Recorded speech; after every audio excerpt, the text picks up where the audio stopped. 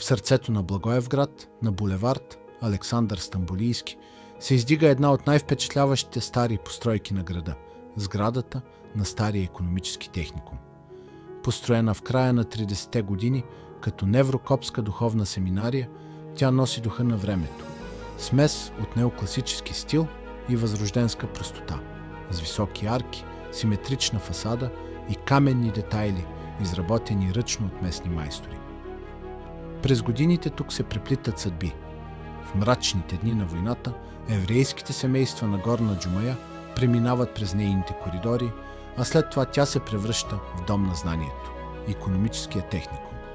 Днес сградата отново чака да бъде съживена, не просто като паметник, а като място за култура, образование и памет. Една архитектурна следа от миналото, сградата, която помни.